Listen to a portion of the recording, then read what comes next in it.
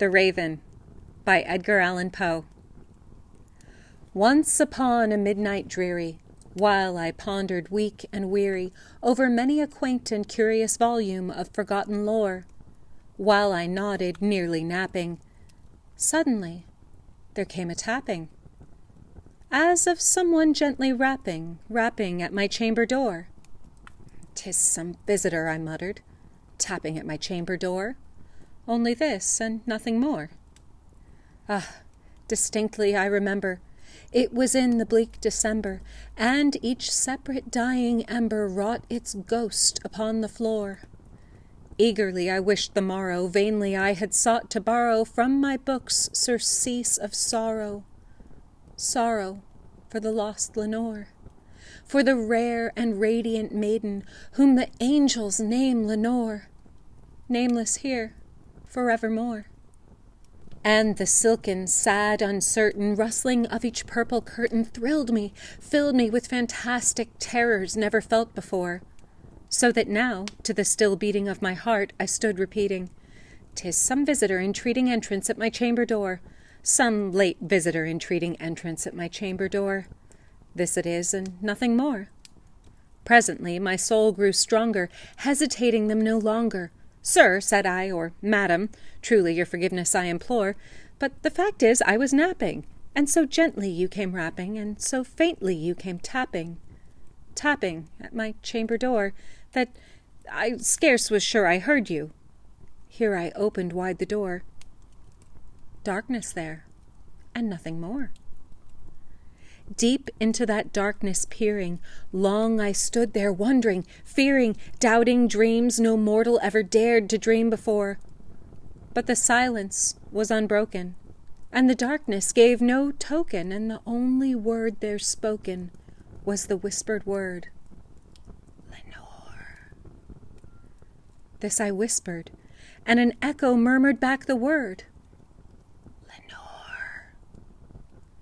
Merely this, and nothing more.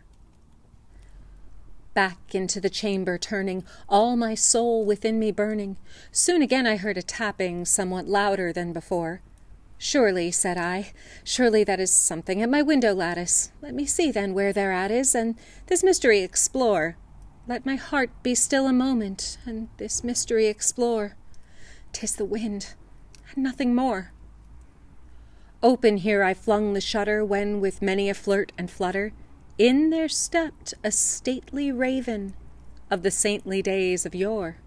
Not the least obeisance made he, not a minute stopped or stayed he, but with mien of lord or lady perched above my chamber door. Perched upon a bust of Pallas, just above my chamber door, perched and sat, and nothing more. Then this ebony bird beguiling my sad fancy into smiling, by the grave and stern decorum of the countenance it wore. "Though thy crest be shorn and shaven, thou," I said, "art sure no craven, ghastly, grim, and ancient raven wandering from the nightly shore. Tell me what thy lordly name is on the night's Plutonian shore." Quoth the raven, "Nevermore." Much I marvelled this ungainly fowl to hear discourse so plainly, though its answer little meaning, little relevancy bore. For we cannot help agreeing that no living human being ever yet was blessed with seeing bird above his chamber door, bird or beast upon the sculptured bust above his chamber door, with such a name as Nevermore. But the raven, sitting lonely on the placid bust, spoke only that one word, as if his soul in that one word he did outpour.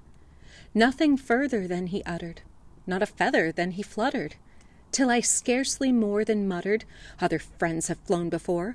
On the morrow he will leave me, as my hopes have flown before." Then the bird said, "Nevermore." Startled at the stillness broken by reply so aptly spoken, "Doubtless," said I, "what it utters is its only stock and store, caught from some unhappy master, whom unmerciful disaster followed fast, and followed faster, till his songs one burden bore, till the dirges of his hope that melancholy burden bore of nevermore. But the raven still beguiling all my sad soul into smiling, straight I wheeled a cushioned seat in front of bird and bust and door. Then upon the velvet sinking, I betook myself to linking fancy unto fancy, thinking what this ominous bird of yore, what this grim, ungainly, ghastly, gaunt, and ominous bird of yore meant in croaking, "Nevermore."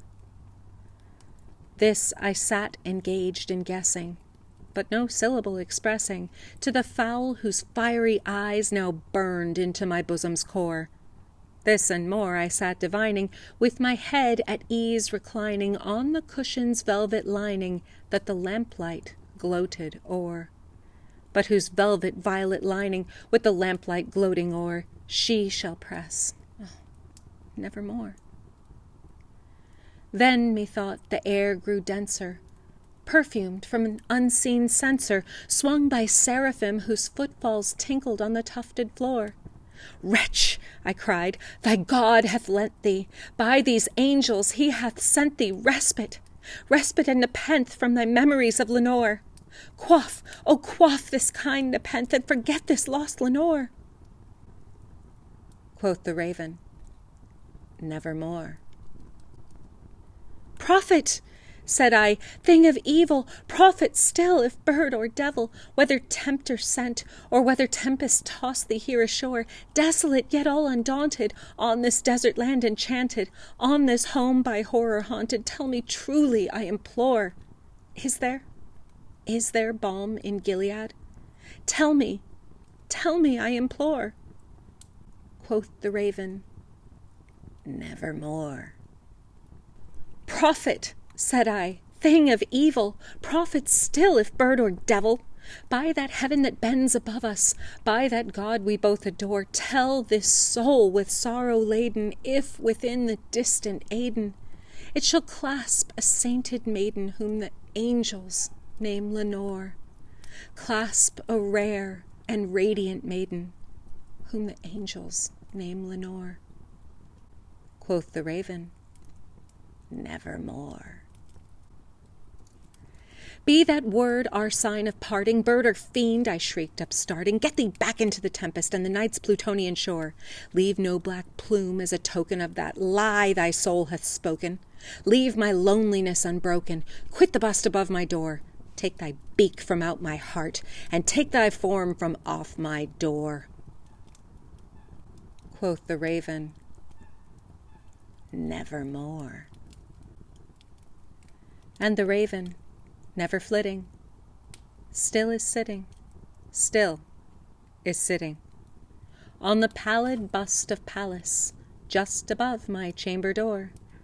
And his eyes have all the seeming of a demon's that is dreaming, and the lamplight o'er him streaming throws his shadow on the floor.